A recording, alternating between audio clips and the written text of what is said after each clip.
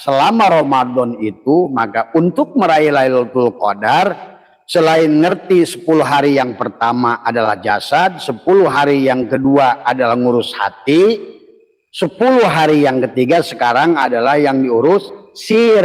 Maka pantas, atau kalau 10 hari pertama alam mulki, 10 hari kedua alamul malakut, 10 hari ketiga itu fuad adalah alam jabar. Kan kalau sudah di alam jabarut maka tinggal satu tahap, Allah itu ngejemput gitu. Maka turunlah, sama saja dengan sepertiga malam pertama jasad, sepertiga malam yang kedua hati, sepertiga malam ketiga adalah fuad. Maka sepertiga lagi terakhir adalah tadi yang disebut alamul lahut tadi semua. Logis pokoknya tadi. Jadi kalau ibaratkan Lailatul Qadar itu ingin ketemu dengan minyak kelapa, sepertiga malam pertama itu sabut, nah itu bagian luar. Sepertiga malam kedua itu batok. Nah sekarang ini di sepertiga malam terakhir itu adalah daging kelapa. Tinggal hari apa itu daging kelapa, kamu bener ngolahnya jadi minyak keletik. Minyak keletik itu sebenarnya semua isyarah yang didohirkan oleh Allah di alam dunia itu sangat begitu nyata. Nah inilah sesungguhnya yang harus kita pahami. Nah bagaimana persiapannya dan apa ciri-cirinya?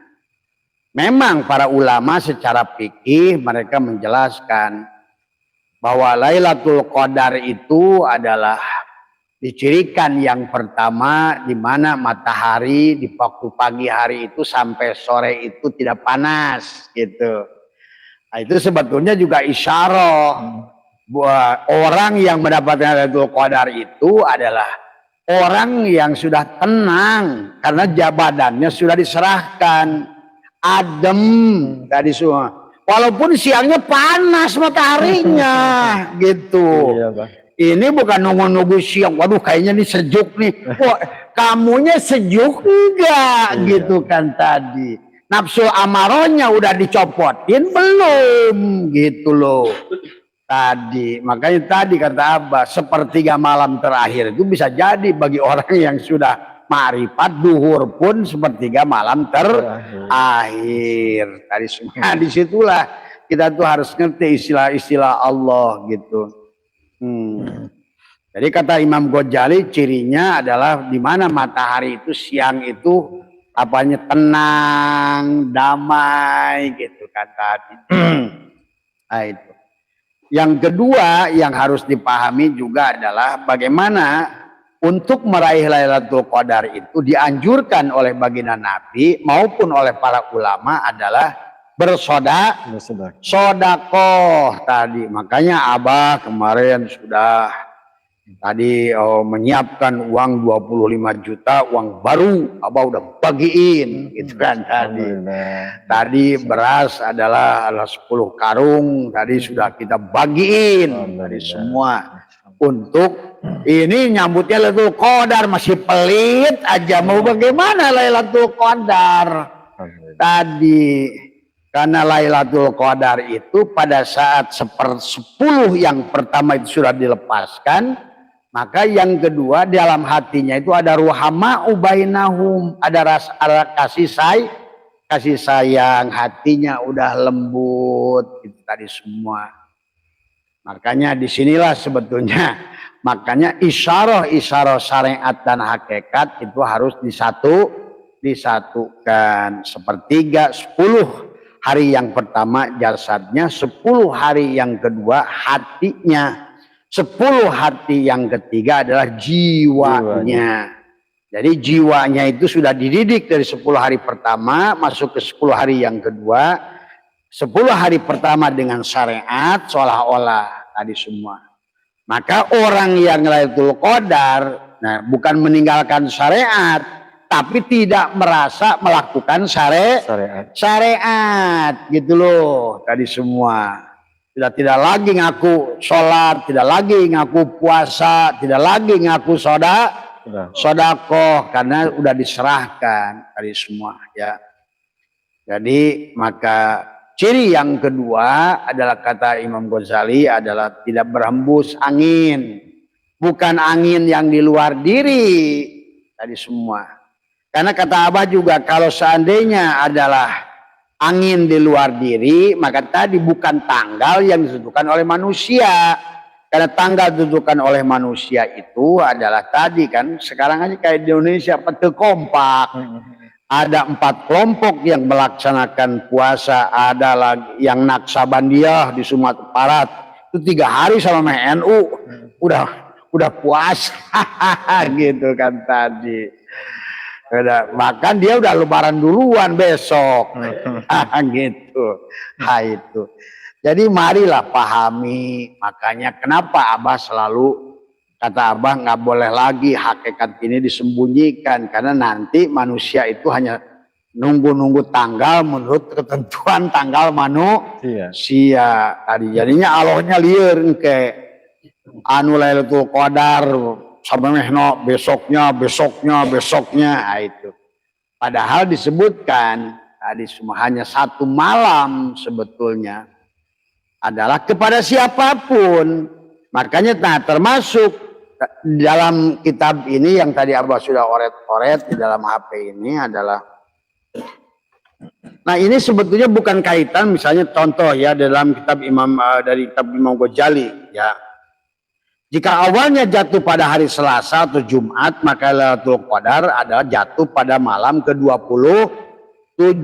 Ini sebenarnya bukan pada tanggal bulan, tapi lebih sebetulnya kalau Abah berbicara dengan mereka adalah guru-guru gaib ya, yang mengajarkan kepada mereka aulia-aulia yang masih hidup, tapi mereka sudah bukan lagi dohirnya di alam ini.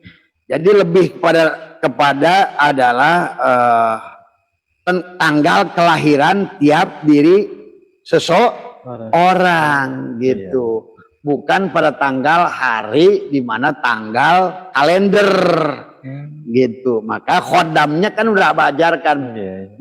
Khodamnya beda, setiap orang setiap hari kelahiran itu punya, ada malak penjaga, ada khodam penjaga. Nah itu sebetulnya bahwa ya Lailatul Qadar itu lebih cenderung pada berdasarkan tanggal kelahiran masing-masing sebenarnya gitu kan. Selasa atau Jumat jatuhlah malam 27. Jika hari Kamis maka jatuhlah pada malam ke-25.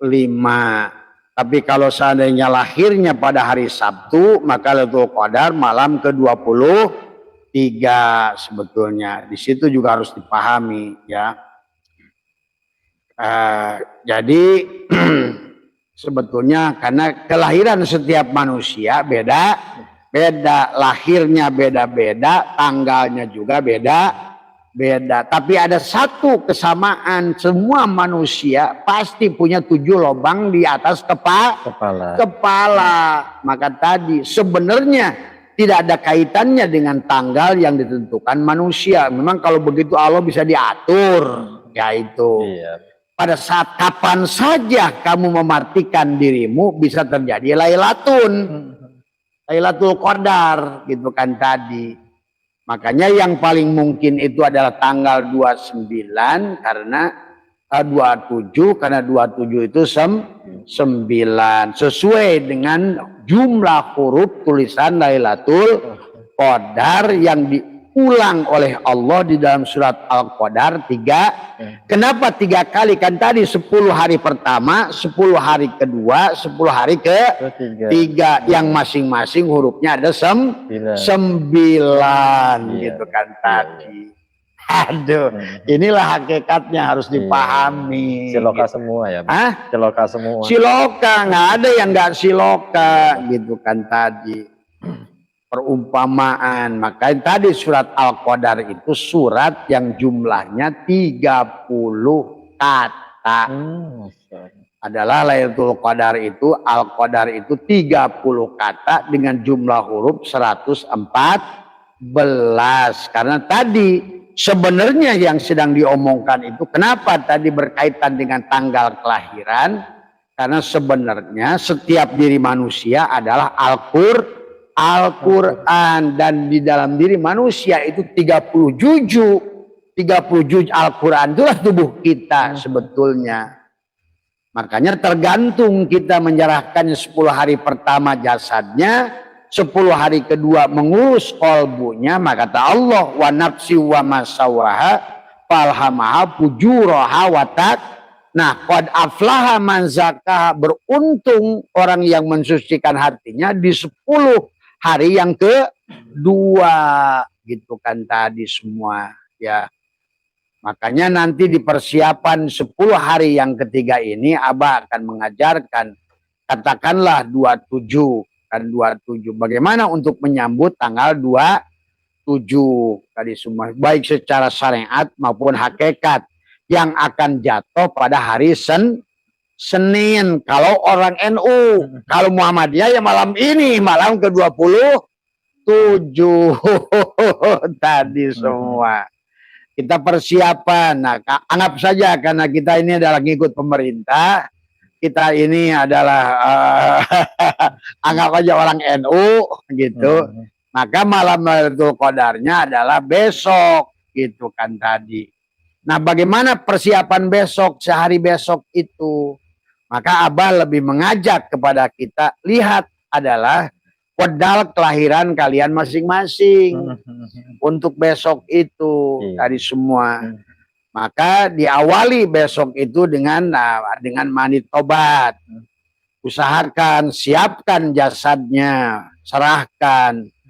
Maka amaliyah yang dilakukan besok itu di malam 27 itu adalah semua amaliyah yang dilakukan dari 10 hari pertama, 10 hari yang kedua, maka besok disempurnakan semuanya. Supaya benar-benar di malam 27 itu telanjang gitu. Maka dari mulai mandi tobatnya, Abah sudah ajarkan bagaimana membaca itu dengan membaca la ilaha illallah 3 kali. Kan semua 3 kali. La ilaha illallah 3 kali, ya Allah aku serahkan. Maka la ilaha illallah itu, ya Allah sucikan tubuhku. Tadi kemudian Allah sucikan hatiku. Kemudian sucikan jiwaku. Jadi besok itu penutup. Tiga-tiganya tuh. Jadi 10 pertama, 10 kedua, 10 yang ketiga itu adalah malam besok adalah supaya terjadi 27 tadi semua. Nah, adapun amaliyah sampai malamnya adalah bagaimana menutup lubang yang 7 supaya terjadi lailatun, mati tadi semua. Maka itulah akan terjadi al-qadar, takdir tadi semua. Maka itulah malam yang dikatakan lebih baik daripada 1000 bulan. Maka inna anzalnahu fi lailatil qadar. Nah, itulah maka Abah jelaskan kenapa Al-Quran itu turun, ada bahasa nazala dan anjala. Nah, di tanggal 27 itu Quran itu bisa turun sekaligus anjala tadi semua ya. Bukan nazala yanzilu hanya sebatas nujulan tadi semua. Bukan hanya turun, atau nazala yanzilu injalan, turun secara tanfid. Tapi besok itu adalah bisa turun secara bukan hanya tadrij, tapi besok itu Al-Quran itu bisa turun secara tanfid. Nazala yunzilu injalan. Tadi anjala yunzilu jalan, berarti nah di malam Lailatul Qadar itu ada ketetapan. Maka yang tadinya tangan adalah sebagai seluruh tubuh ini disebut Al-Quranul Majid.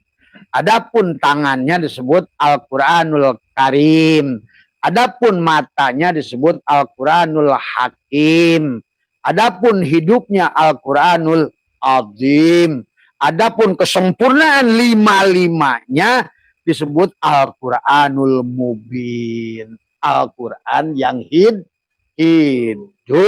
Itulah kenapa bahwa orang yang mendapatkan Lailatul Qadar itu adalah disebutkan khairun min alfi syahrin. Tadi semua adalah lebih baik daripada 1000 bulan. Itu 1000 bulan menurut logika bahasa Arab. Karena bahasa Arab itu angka yang paling tinggi itu 1000 alfi. Tadi semua khairun min alfi syahr. Tapi sebenarnya tidak terbatas. Bisa alfi-alfi 1.000.000. Bisa alfi-alfi 1 miliar. Maka tadi orang yang sudah sampai kepada 10 hari yang terakhir itu bebaslah dia dari api neraka. Itu juga istilah. Sebetulnya bebas dari kemiskinan, bebas dari kebodohan, bebas daripada dosa, bebas daripada segala masalah sebenarnya. Maka itulah kata Allah dalam khusus bulan Ramadan, as-saumul li wa ana azibi. Saum itu untukku dan aku yang akan membalasnya. Nah, bagaimana Allah membalasnya tergantung berapa persen yang kamu serahkan selama Ramadan. Kalau kamu serahkannya hanya 10 hari yang pertama, tidak 10 hari yang kedua, apalagi 10 hari yang terakhir, katakanlah tingkat tawakalmu menyerahkannya adalah 10%, maka Allah itu adalah akan tajalli hanya 10%. Kesadarannya akan berubah 10%. Seharusnya di 10 hari yang terakhir ini kita betul-betul all out, habiskan, telanjangi supaya dia mengganti. Maka takholi, nah tergantung tingkat takholi. Nah tadi makanya ditakholi di 10 hari yang pertama, tahali di 10 hari yang kedua, supaya adalah tajalli Allah di 10 hari yang terakhir. Nah, bisa masuk akal nggak? Aduh, logis Allah itu. Jadi bukan tukang sulap ngitung-ngitung tanggal tadi semua, tapi tidak melakukan perbuatan. Nah besok Dodi yang paling bagus tadi sodakoh yang banyak tadi semua. Kalau bingung ngasihnya ke orang, kasih ke Abah aja tadi semua. Supaya iya, Bah. Sedekah. Tadi semua. Tadi. Nah, itulah. Langsung pucat disuruh sodako lu. Tadi semua. All out ya, Bah. Jadi kurang lebih itu ya yang berkaitan dengan Lailatul Qadar dan persiapannya. Jadi persiapannya di hari esok itu bagi orang NU gitu kan tadi. Nah itu. Nah di malamnya yang sudah ngerti liko, maka kita harus liko. Tutup adalah 7 lubang yang di atas kepala tadi semua. Nah kemudian dari pagi 7 amaliyah di perut, di sirun iblisiyah, masuk ke dada sirun Muhammad, dia di malamnya sirun ilahiyah tadi semua. Tadi adalah tadi dari Baitul Muharram pindah ke Baitul Maqdis, pindah ke Baitul Makmur. Maka disinilah ada Sidroh Al-Muntaha, ada Bukit Tursin. Kan berarti sebenarnya kita kemarin sudah bahas bagaimana ruh itu turun, bagaimana ruh itu berjalan, bagaimana di dalam tubuh manusia ada 4 hanut, tempat ruh. Ruh jismani ada pada jasad. Nah, itu maka di 10 malam yang pertama itu diserahkan tadi semua, dilucuti, dibersihkan tadi semua. Hanutnya atau tempatnya ruh jismani antara dada dan darah. Maka itulah kenapa kata Nabi di selama Ramadan itu setan diikat. Maksudnya darah kita yang merah, nafsu amaroh itu tadi semua. Ya. Itu ya terang lah. Sangat Makanya kuat. yang kedua setelah dari ruh jismani ya tadi, kenapa di 10 terakhir itu ada yang disebutkan adalah pembebasan dari api neraka, dari sifat nafsu amarah yang dikembalikan selama 10 hari yang pertama itu, ditelanjangi sifat si Adam adalah kopikonya diserahkan supaya setelah kopiko ditelanjangi masuklah kepada gula. Iya. Setelah gula di 10 hari yang kedua, maka nanti di 10 hari yang ketiga ketemulah dengan manis. Tuh berarti 10 pertama melepaskan pengakuan pada kopiko atau pada si ada. Masuklah 10 hari yang kedua penyerahan kepada gula. Karena sebenar-benarnya si kopiko itu hanyalah merupakan dohirnya dari gula. Sementara gula adalah dohirnya dari si manis tuh. Aduh, nikmat sebenarnya kalau udah ngerti. Jelas. Kalau udah ngerti jelas dimengerti. Maka hanutnya yang disebut ruh ruhani itu di hati, yaitu di 10 hari, di 10 malam yang kedua. Nah, hanutnya adalah apa namanya ruh sultani fuad itu di alamul jabarut itu jatuhnya pada 10 malam yang ketiga tadi. Tempat atau hanutnya adalah disebut rusul toni. Maka tentu pada saat dia tinggal turun dari ruh al-qudsi untuk menjemput, nah gitu bahasanya.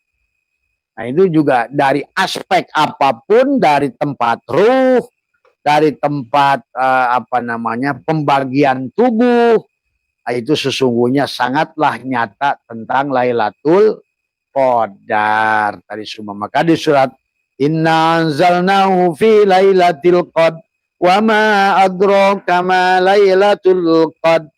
Lailatul qadri khairun min alfi syahr.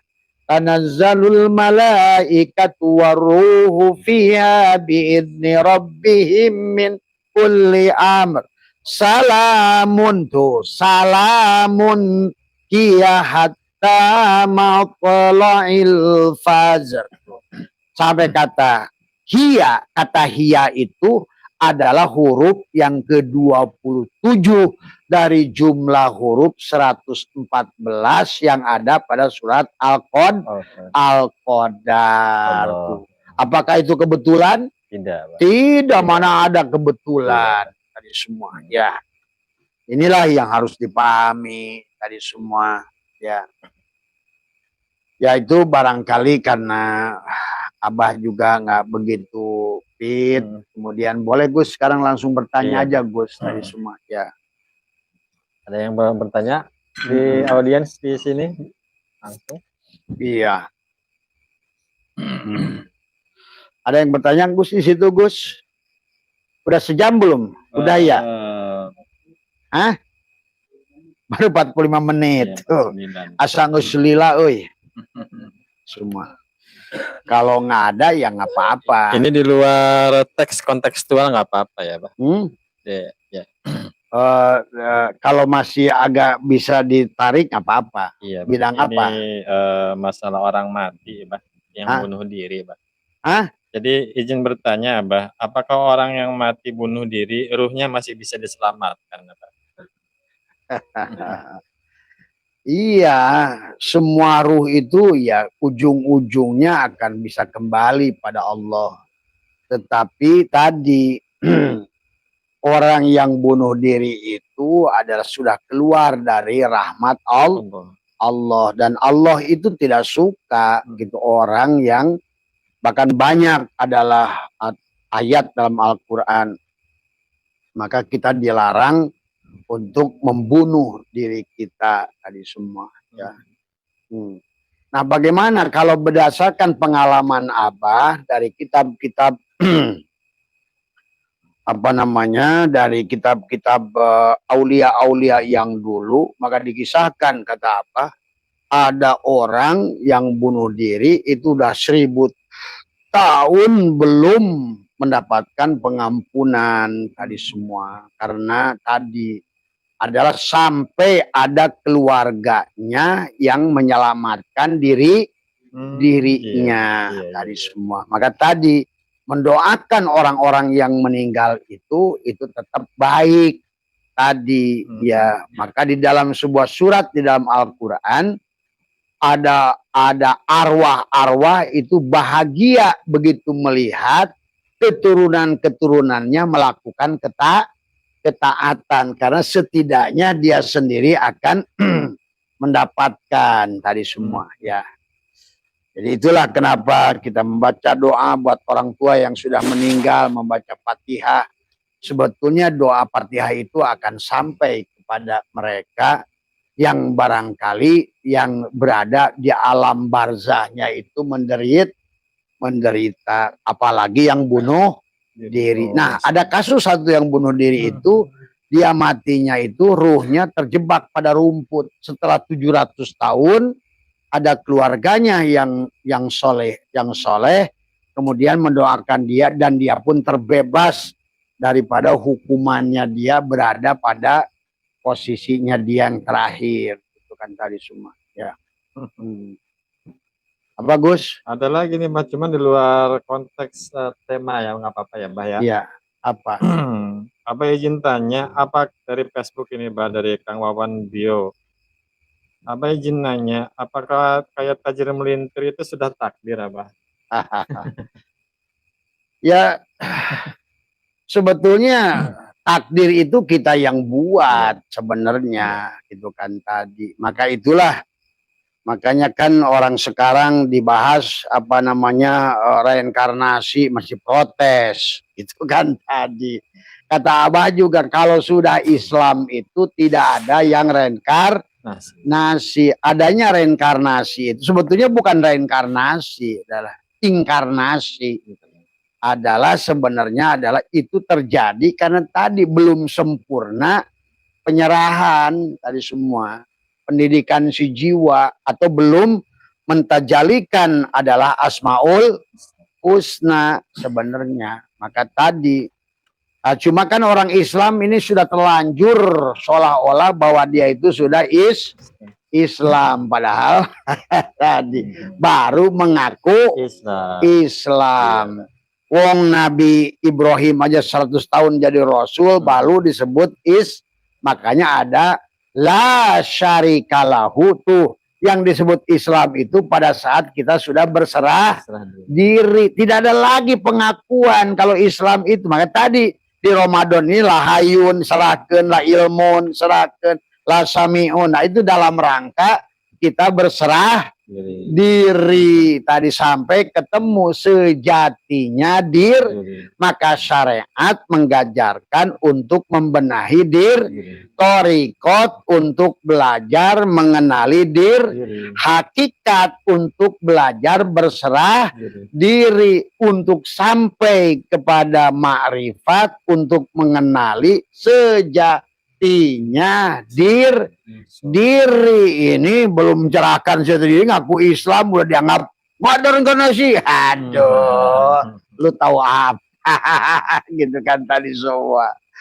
Nabi Ibrahim saja sampai ada bahasa la syarikalahu itu berarti sudah bebas daripada kesyirikan. Maka di awalnya, di atasnya, bagaimana bebasnya kesyirikan tadi? Ini wajah tu wajhiya lilladzi. Kalau seandainya sudah mukhotob, berarti sudah tadi, kalau bahasa sholat itu dari qasad menuju ta'arud, ta'arud menuju ta'yin, ta'yin menuju ihram, ihram menuju mi'raj, mi'raj menuju munaj. Nah, ini wajahku itu munajat. Karena kalau tidak munajat, kalau tadi la ilaha illa ana, la ilaha illa anta, maka tidak akan ada sesungguhnya la ilaha illa ana adalah udah betul-betul berserah diri.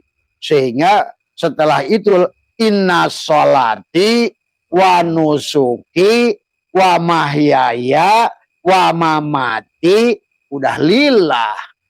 Tuh. Ini yang sholatnya gua, yang bekerjanya gua, yang hidupnya gua, yang wujudnya gua. Terus kapan lu disebut Islam? Iya. Tuh. Maka tidak ada tubadil. Karena tubadil itu kalau sudah munajat tadi. Kata gula. Sudah berhadap-hadapan antara manis dan gula itu terjadi kalau si Adam sudah melepaskan pengakuannya kepada dirinya sebagai kopiko gitu tadi. Barulah nanti munajat. Siapa yang munajat? Diri yang dohir dan diri yang batin. Gula dan manis yang ada pada kopiko. Kan tadi dohirnya Adam, batinnya Muhammad. Dohirnya Muhammad, batinnya Allah. Dohirnya Adam adalah gula. Tapi batinnya gula adalah manis. Tuh. Itulah yang disebut Islam. Maka Allah menyuruh ya ayyuhalladzina amanu ittaqullah. Bertakwalah, telanjanglah tadi. Maka dengan saum itu diantaranya la'allakum takun tadi. Supaya apa? Supaya kamu bisa munajat tadi semua. Ini wajhatu wajhiya lilladzi fataras samawati wal ardh. Maka begitu sudah diserahkan, barulah tidak ada lagi pengakuan pada sholat. Inna sholati wa nusuki. Makanya kata Abah, sekarang lagi dipitnah nih. Abah Setu sudah meninggalkan syariat. Nah, itu. Tadi Bang Haji Omar telepon saya. Besok Abah itu mau podcast di Bang Haji Roma. Menjelaskan. Karena Abah Setu katanya sudah meninggalkan syariat. Kalau Abah Setu meninggalkan syariat, sekarang udah tinggal mayit. Nah, gitu. Karena tubuh saya adalah syariat. Iya. Tadi semua ya. Tadi semua. Jadi besok itu kalau mau Dodi mau ketemu Bang Haji Roma, ikut Abah besok. Berapa? Sore jam 5 lah. Karena Abah mau menjelaskan kepada Bang Haji karena diminta bahwa orang sudah sampai kepada munajat, tidak ada lagi sholat itu ngaku Maka kata Abah, daripada aing di paehan, mending pilih di paehan daripada Abah itu sholat ente. Tadi kalau ngaku sholat syirik. Nah, itulah sholat susahnya kalau di situ.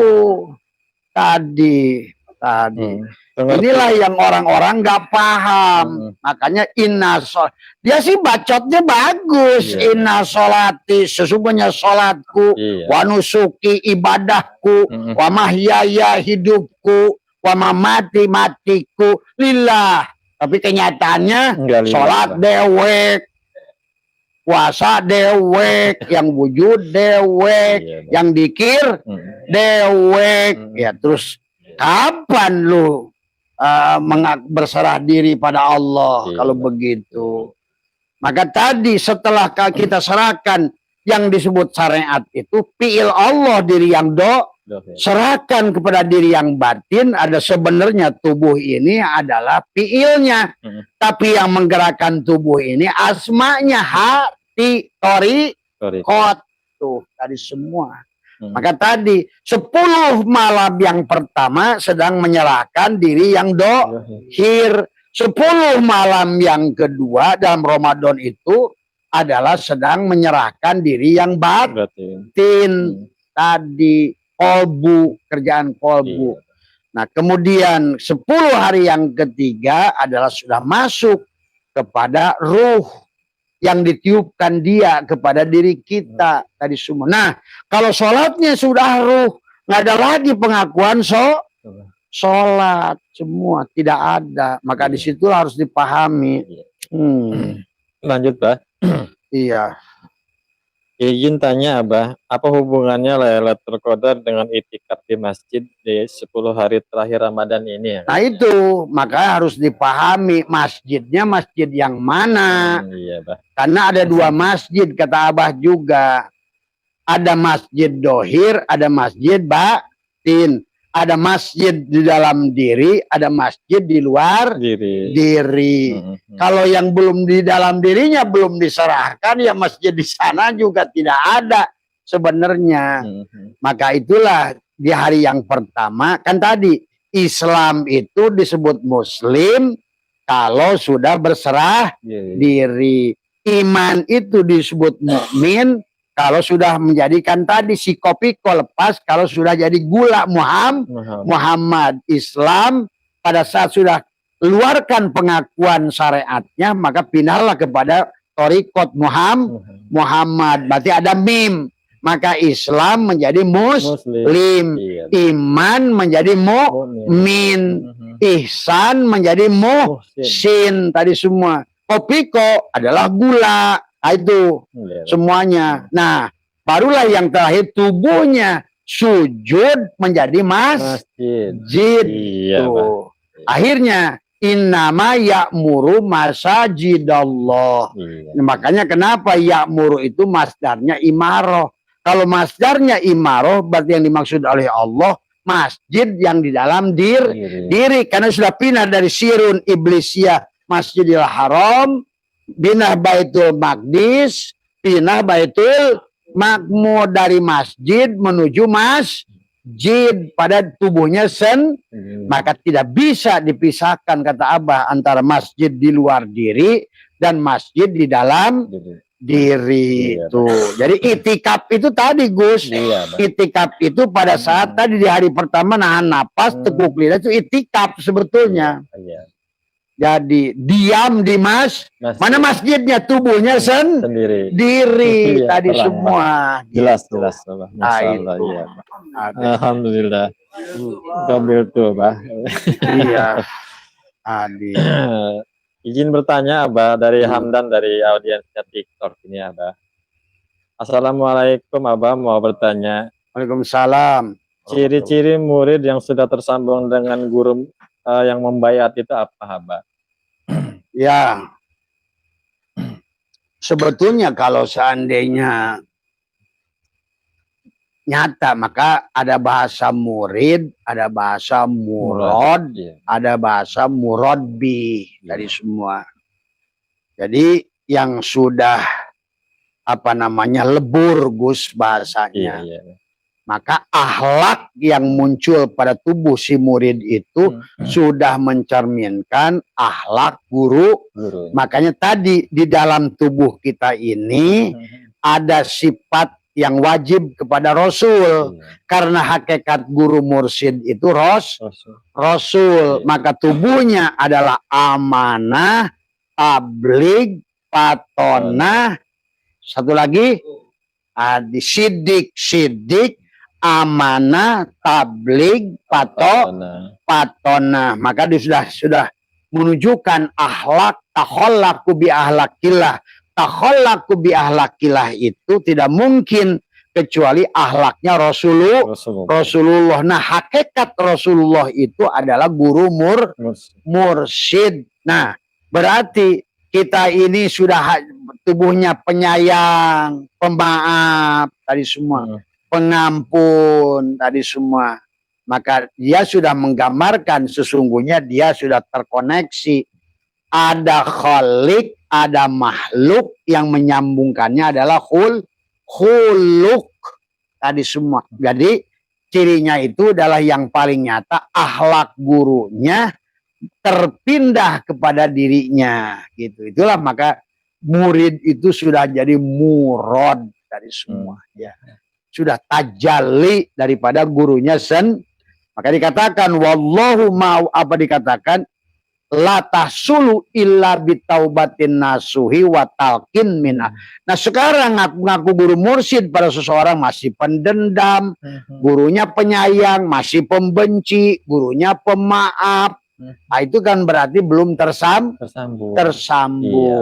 Itu sebenarnya sederhana. Iya. Semuanya jatuh pada adab dan akhlak tadi semua ya.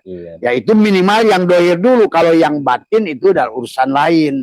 Karena adalah setelah terlihat akhlak yang dohir, Akhlak yang dohir itu cerminan sesungguhnya adalah akhlak yang batin. Kalau ingin melihat akhlak si gula, si manis, lihat saja pada si gulanya, kan gitu. Kalau ingin batinnya bagus atau tidak, maka sesungguhnya bisa dilihat pada diri yang dohir. Nah tadi apakah kaya itu melintir itu takdir, adalah pada saat burung itu sudah berkicaunya disukai oleh tuannya, maka sebetulnya tubuhnya, sangkarnya akan diberikan tanpa dia Yang penting maka bunyi saja. Makanya jangan selalu dikit-dikit, oh ya Tuhan minta makan, ya Tuhan minta minum, tapi bunyi nggak mau, beol. Inilah manusia.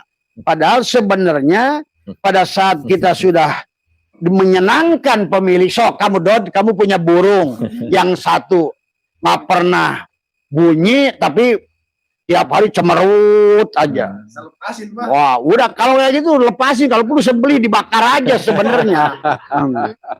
Tapi ada burung yang satu bunyi terus, menyenangkan tuannya. Maka tuannya nggak usah diminta pun akan nyiapkan sangkarnya. Sok lihat kalau nggak percaya. Nah, itu makanan datang dengan sendirinya, sangkarnya datang dengan Saya pernah datang ke Tasikmalaya, Abai dulu ada burung namanya Susi Susanti, terkenal perkutut. Itu harganya 1 miliar. Saya tanya Ko Abai, ini sangkarnya bagus nggak Ko Abai? Ya burungnya 1 miliar. Saya beliin sangkar 200 juta. Tuh. Tapi kalau burungnya cuma tadi hanya di otaknya makan, minum, bersetubuh, makan, minum, lupa pada Allah. Kalau kayak saya sih jadi pangeran, udah saya lepasin aja biar dimakan singa itu tadi semua. Jadi intinya sebenarnya dengan Allah tuh mudah. Makanya kenapa di bulan Ramadan ini ada id itu kepada ruh, kembalikan saja ruhnya. Maka akan ada iftar di akhir Ramadan itu, ayyidu itu hiburan buat tubuhnya. Jadi nggak usah teriak-teriak minta apa-apa di Ramadan. Udah pantaskan, bahagiakan, senangkan apa yang menyenangkan tuanmu adalah apa yang dimiliki oleh tuanmu. Hidup itu milik tuanmu, kembalikan. Makanya tadi yuridullahu bikumul yusra wala yuridu. Makanya sebenarnya merubah nasib itu semudah nahan napas. Kau matikan saja dirimu, maka dia senang. Berarti engkau sudah berkomitmen mengembalikan. Sebenarnya kamu itu wujud yang diwujudkan, hidup yang dihidupkan, ilmu yang diberi ilmu. Itulah yang dikatakan raditu billahi rabb. Kamu ridho kepada dia. Sebenarnya nggak usah ya Allah berikan rezeki yang banyak ya Allah tadi. Akhirnya kayak burung tadi, menyenangkan tuannya tidak, tapi kemudian dia senangnya beol, minta makannya gacor. Kalau makan gacor, beol gacor. Tuh. Tapi giliran untuk menyerahkan apa yang menjadikan milik tuannya nggak diserah-serahkan. Nah, itulah yang akhirnya susah sendiri. Maka kata Allah itu kan tadi yuridullahu bikumul yusra wala yuridu bikumul usra. Itulah kenapa kata yusrun digunakan bukan kata syahlun. Masih ada, Bah? Ya. Izin bertanya, Bah, kalau sudah punya mursyid, apakah boleh bermursyid dengan guru lain, Bah? Ya sebenarnya kalau di dalam hitungan fikih adalah yang disebut mursyid itu kan guru yang hidup tadi. Dan sebenarnya kalau menurut Abah tadi semua, kalau guru itu dipandang sebagai Nur Muhammad, artinya kita bisa belajar dari siapapun tadi. Makanya kata Abah juga istilah mursyid itu, maka kalau Abah mau boro-boro ngaku mursyid, ngaku murid aja belum becus gitu kan tadi. Murid itu dari kata aroda. Muridnya belum ada kehendak, belum ada keinginan, bagaimana bisa menjadi? Nah itulah maka sebenarnya yang disebut mursyid itu adalah sebenarnya itu anggapan murid kepada seseorang yang dianggap guru. Tetap harus ada guru yang dohir. tadi harus ada wasilah. Iya. Wabdagu ilahil wasilah. Iya. Dan tadi wallahi ma wasola man wasola illa bisobat. Harus kepada orang Iya. yang dohir Iya. tadi semua. Yang bisa udud bareng, bisa nongkrong bareng, Iya, bisa ngopi bareng, tadi semua. Tadi Iya, ay guru mursyidnya geus jadi riri warek kumaha. Lanjut Abah. Iya. Abis ini bertanya Abah, untuk penyelamatan ruh yang jiwanya terbunuh supaya bisa ke Allah, kembali ke Allah, gimana itu Abah? Ya tadi kan sebenarnya kalau seandainya dia punya anak keturunan yang soleh, tadi kenapa anak itu bisa menyelamatkan orang tuanya atau ahlinya, Iya. keluarganya. Maka itulah kenapa kalau di NU sudah ada kebiasaan mendoakan ahli kubur tadi semua tadi. Iya. Iya. Ya tetap sebenarnya setiap orang bertanggung jawab atas dosanya sendiri tadi semua. Kalau anak bisa menyelamatkan orang tuanya, tapi orang tua tidak bisa menyelamatkan anaknya. Iya. Semua amaliyah yang dilakukan anak menjadi amaliyah yang dilakukan orang tua. Oh, iya. Karena tubuh kita ini dibangun dari ibu, dari nenek, dari bapak, dari bau, jangawareng, udang-udang, kakait, siwur. Maka kita ini, setiap diri individu yang dohir ini sebetulnya adalah lokomotif kereta dari keluar, masing-masing membawa gerbong keluar. Makanya tadi, maka kata Allah, apa dia tadi adalah apa namanya?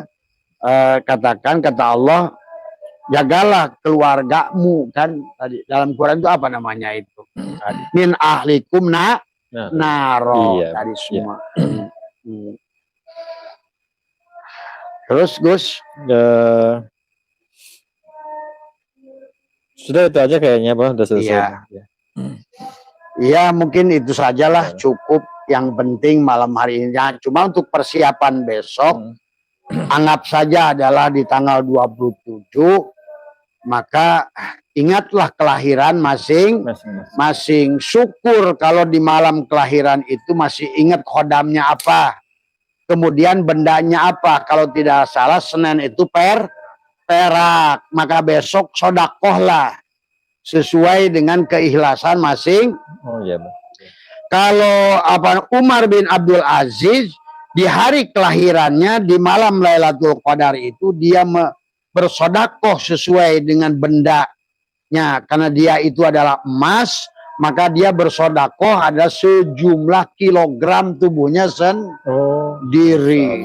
Iya Pak. 70 kilo kan. Makanya kenapa kita itu waktu kelahiran pun digunting rambut, suka ditimbang senilai emas, gitu sebetulnya. Kita ini harus menebus tadi semua. Dan mana arek sodako sukan berat sebarang berat. Nah, berarti isukan 88 areng timbang. Jadi besok itu kalau bagi meyakini tanggal 27 bagi orang-orang yang NU, sodakolah besok itu gitu. Sodakoh, mandi tobat pagi-pagi, sama aja pada saat kita mau sholat Id. Pagi itu kita mandi, serahkan terus. Kemudian seluruh amalia yang sudah Abah ajarkan dari hari pertama sampai hari terakhir itu juga dilakukan besok. Tadi semua ya. Apapun alasannya, kalau besok itu aya piamekeun tahan supaya udaranya adem, gitu. Iya. Tadi ini iya, Bang. Iya. Makanya Makanya Abah masih besok masih ada sodakoh lagi gitu kan tadi. Alhamdulillah. Iya. Kalau kemarin kita Abah sudah biasanya kalau Abah 3 hari tuh berturut-turut Iya. untuk mengejar tanggal 27 menyerahkan dulu adalah makanya kalau bisa sejumlah umur juga boleh. Kalau dulu saya itu pernah melakukan itu sejumlah umur. Misalnya umur 57 juta. Kalau enggak 55 juta 700. Kalau enggak 570. Kalau enggak 57.000. Kalau enggak 57 perak. Eta kan terserah mana rek berserah sakumaha. Iya, Bah. Iya. Nah, totalitas kah gitu, Bah? Nah, itulah maka kalau Allah itu maka tadi masuk kalau orang masih sifat pelit nggak mungkin dapat Lailatul Qadar. Orang bakhil kok. Tidak lahir sifat Allah adalah ahsin kama ahsanallahu ilaika.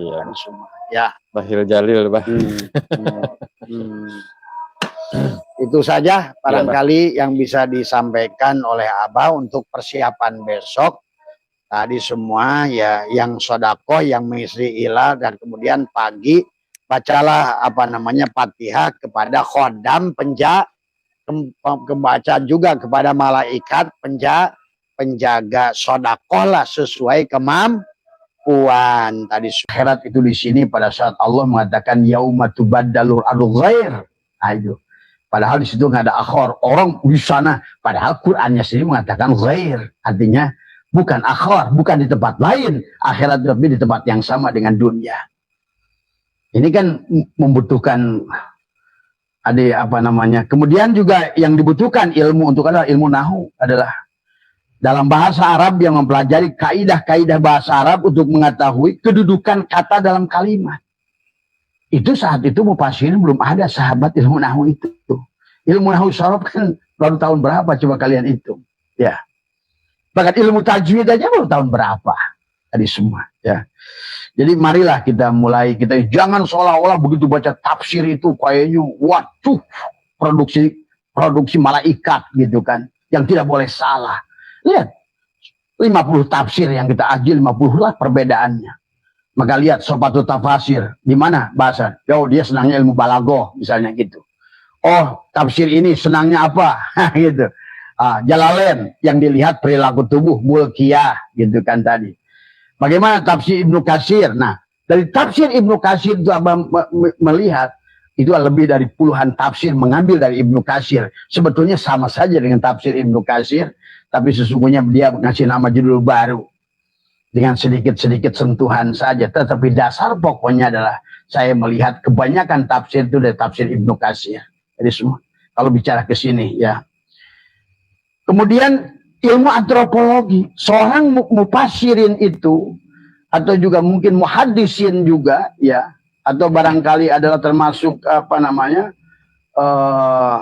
ahli ilmu hadis adalah harus ngerti ilmu antropologi juga. Mempelajari manusia berbagai aspek, termasuk aspek biologisnya, sosialnya, budayanya. Sehingga sejarahnya bisa kepotong. Sehingga tidak akan beradu antara Al-Quran dengan ilmu pengetahuan. Dan sekarang banyak sahabat sadar nggak sadar. Nah, yang Abah ingin ajak kepada kita adalah bagaimana menggunakan Al-Quran pada abad AI dan modern ini. Yang tentu saja kalau menurut Abah adalah karena kita sudah ada tafsir tematik sekarang, tidak bisa lagi kita hanya kepada tafsir 1000 tahun yang lalu, 500 tahun yang lalu, yang pada saat persoalannya yang berbeda. Dan Allah, ingat, yang memberikan pemahaman kepada siapapun dari mulai 10 Hijriah sampai 100 Hijriah, 200 Hijriah, barulah Islam itu dirumuskan setelah 200 tahun, ya. Demikian juga tentang sholat oleh Imam Ja'far As-Shadiq. Kemudian juga Imam Bukhari. Lihat, ahli-ahli hadis. Dan kalau kalian teliti membaca ahli hadis, lucu-lucu mereka itu. Mereka bukan orang Arab. Mereka bukan keluarga Nabi dari Azerbaijan, dari Tajikistan, dari Bukhari, dari Bukhara. Coba, kalian lebih cerdas memahaminya. Kok kenapa pengumpul hadis itu justru yang jauh-jauh dari Arab sendiri? Coba, inilah perlunya ilmu antropologi, ilmu sejarah. Jangan-jangan tuh, kan begitu. Jangan-jangan ya ada satu orang, kelompok, organisasi yang ingin justru membelokkan Islam. Loh, itu fakta. Ya, tadi semua. Lihat, dari Imam Hambali yang ahli hadis, katanya 1.000.000 hadis.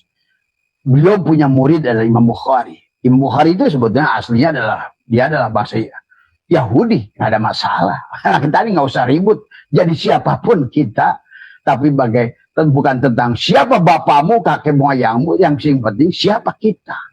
Buat apa kakeknya Rasulullah kalau dulu kamunya bajingan? Buat apa bapakmu adalah kiai kalau kamunya bajingan? Karena kalau mau apa segalanya tentang kita, bukan tentang siapa, bukan tentang bapakmu, kakekmu, apalagi buyutmu, engkongmu. Nah inilah ya. Maka untuk seorang mufassirin dibutuhkan juga seorang antropologi. Karena lihat sejarah bagaimana mengisahkan sejarah kaum Sabah, Bani Ad, Bani Samud. Bagaimana memahami sosiologi manusia saat itu. Ada manusia dihancurkan dengan angin. Misalnya umat Nabi Sis. Yang dihancurkan dengan air, umat Nabi Nuh. Ya. Kemudian juga adalah umat yang dihancurkan dengan kaum Sodom. Bani Ad itu adalah Nabi Lut, adalah bagaimana dengan lahar sampai sekarang peninggalannya masih ada. Bagaimana Parao itu bukan satu, banyak Pak. Yang disebut Firaun itu semua raja Mesir namanya Firaun. Kadang-kadang orang Islam ini kayak benci banget Pak Firaun, gitu. Tapi nggak sadar diri kita Firaun tadi semua. Semua raja Mesir itu namanya Firaun, Parao. Gitu kan tadi semua. Marilah maka orang Islam harus cerdas. Kalau enggak kita ini jadi kambing conge terus. Akhirnya jadi jongos Korea, jadi jongos Jepang. Tadi karena bodoh, dia kayak sapi perah. Disuruh ngeluarin duit untuk buang duit ke Arab Saudi, mau saja gitu kan tadi. Tadi semua. Di sana buang-buang duit di mall sana, dari balik lagi sini. Tadi semua. Allahu Akbar. Ini ya, maaf ya, ini kita berbuka wawasan. Supaya kita ini lebih cerdas dalam memahami tadi semua. Termasuk tafsir, ya. Maka harusnya hari ini kata apa? Tafsir. Quran bil Quran. Tafsir di atas tafsir. Karena sekarang ini sudah, alatnya sudah komplit. Antropologinya sudah, linguistiknya sudah. Ilmu nahunya sudah ada, ilmu sorobnya sudah ada. Kemudian ilmu sosiologinya sudah ada, arkeologinya sudah ada, filologinya sudah ada. Nah, antropologi ilmu yang mempelajari manusia dari berbagai aspek. Bagaimana hidupnya Bani Ad? Kenapa mereka dihilangkan oleh Allah, kaum Sabah itu? Kemana bangsa Mesopotamia, Babilonia? Allah sudah menyebut dalam Al-Quran. Kemana mereka? Bani Ad, Bani Samud, Sabah, dan lain sebagainya. Kalau kita ngerti dari aspek antropologi, arkeologi, sosiologi, sejarah peradaban makhluk sebelum Nabi Adam, setelah Nabi Adam, tadi semua. Maka sebetulnya kita tidak akan tertipu oleh siapapun apapun. Karena hati-hati sekarang ini tidak semua kitab yang bertuliskan gundul itu sebuah kebenaran. Karena khobar, apapun yang dituliskan itu khobar. Dan setiap khobar itu wajib diverifikasi tadi semua. Ya ternyata yang ngaku Habib aja 500 tahun ternyata batal hari ini kan. Nah inilah. Segala sesuatu yang sudah dianggap kebenaran ratusan tahun yang disebut suhra wal istifadah. Begitu dianalisa secara ilmiah. Oh batal Pak. Nanti termasuk ilmu tafsir hari ini. Kalau kalian mau mempelajari. Tadi semua ya. Maka marilah yang terbaik itu yang Abah ajak itulah kembali pada ilmu nafe. Karena agama yang dibawa dari Nabi Adam sampai Nabi Muhammad itu bukan fikih, ingat itu. Agama yang dibawa Nabi Adam sampai Nabi Muhammad itu adalah tauhid. Adalah yang diajarkan itu ilmu nafi, ilmu tauhid, ilmu tasawuf, ilmu akhlak, ilmu adab, saling menyayangi, saling memaafkan. Itulah tujuan agama. Bukan sekarang sibuk-sibukan, bagus-bagusan, tartil-tartilan baca Quran. Maaf ini nggak jelek, tapi kita sudah keluar dari substansi tadi semua.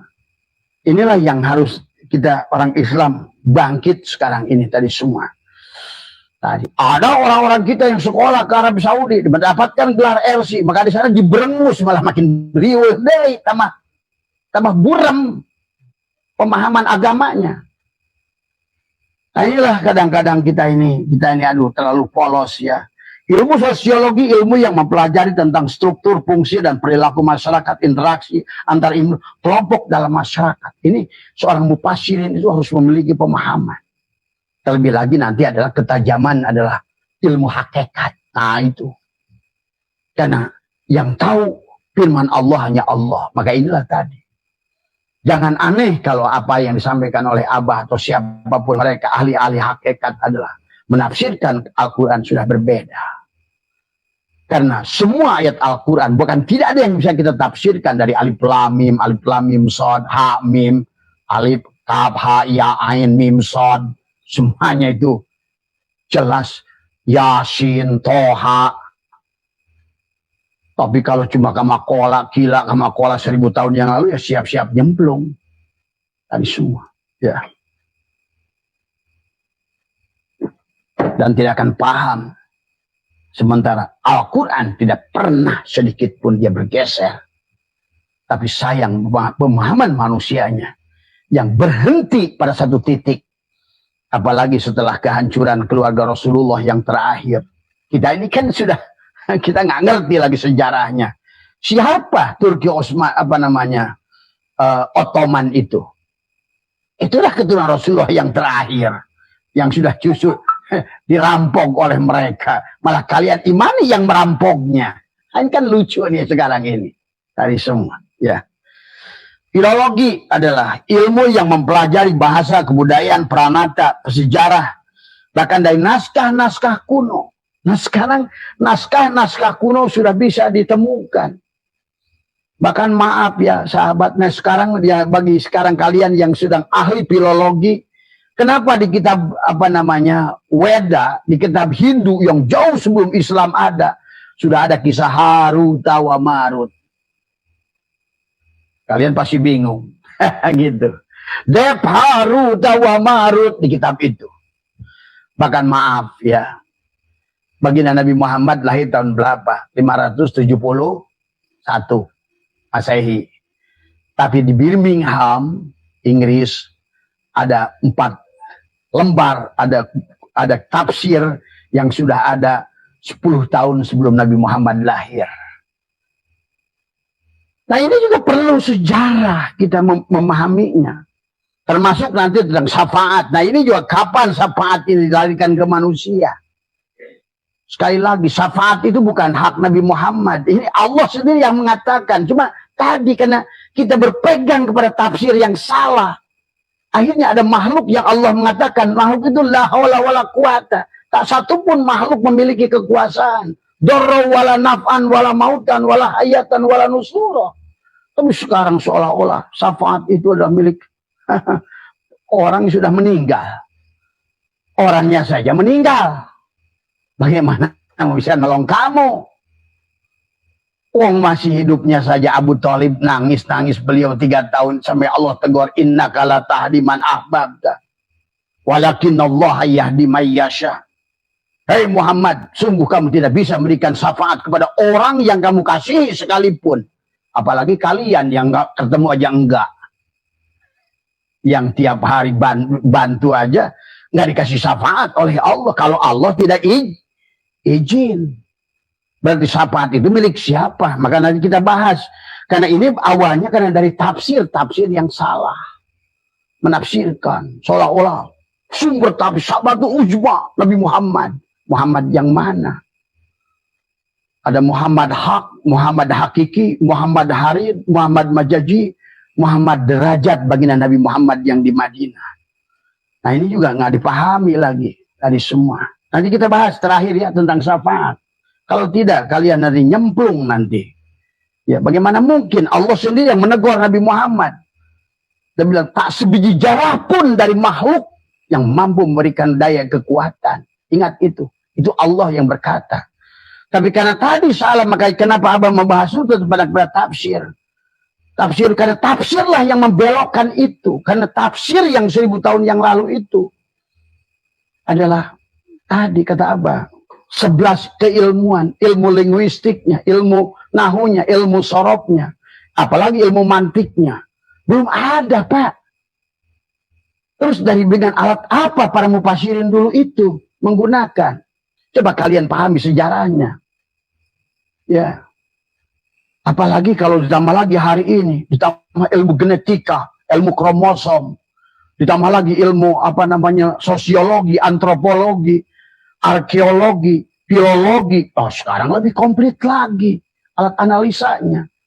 Maka orang hari ini yang sudah dia adalah terbuka mata batinnya, sebetulnya akan lebih tajam memahami isi Al-Quran.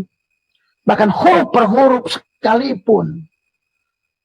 Inilah ya, maka mari kita, karena kita ini udah menutup ini. Kalau kita nggak buka-bukaan begini, kita ini aduh mau gimana tadi semua. Dan sekarang Islam sudah jadi korban, jadi jongos sudahlah. Kita negara paling tidak bahagia tadi semua ya. Dan ilmu genetika ini perlu juga bagi seorang mufasirin, karena Quran bicara tentang nutfah, nuqah, alaqah. Bicara tentang inna khalaqnal insana min nutfah. Nutfah itu wadi, madi, mani, manikam, unsur narun, hawaun, maun. Itu kan semuanya kimia. Jadi Al-Quran itu bicara penciptaan batin, bicara kimia. Bicara penciptaan dohir, hukum fisika.